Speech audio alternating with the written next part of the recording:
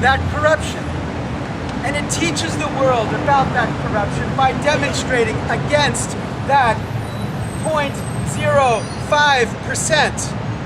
that sets the rules for 99.95%. And sets the rules not because they're smarter, not because they have a better vision of what America needs, but because they have the power to block and control this political system.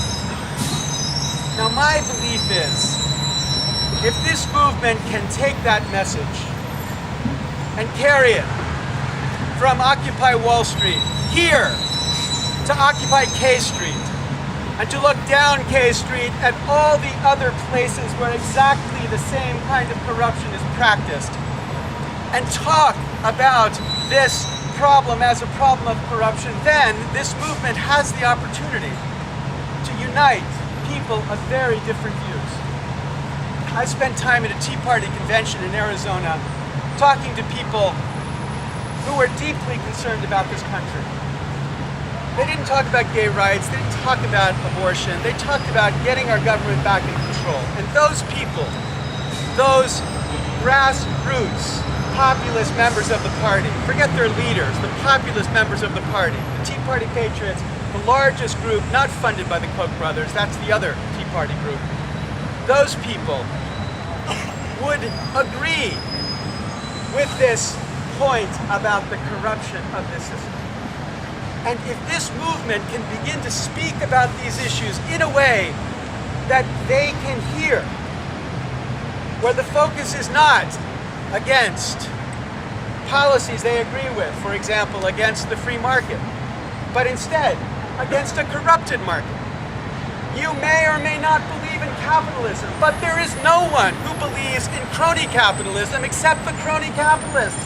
And we can build a movement, you can build this movement, to unite America around this idea that the time for crony capitalism has got to come to an end. There is no one on the left or the right who defends the system of crony capitalism. They just practice it.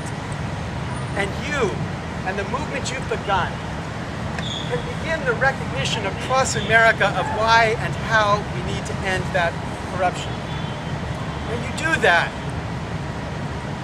by framing this in a way that they can hear you, and by inviting them in to your conversation, by explicitly bringing them in. Again, not the leaders. They have their politics, their Fox News relationships.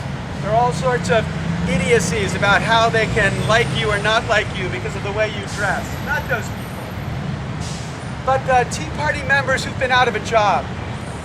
Because rather than caring about how steelworkers have no work in Pennsylvania, they were worried about how Wall Street bankers might not be able to pay for their third mortgage and therefore guarantee them the bonuses that would assure their system survive. Those people have the same recognition of the corruption of the system that you do too, that I do too, that we all do.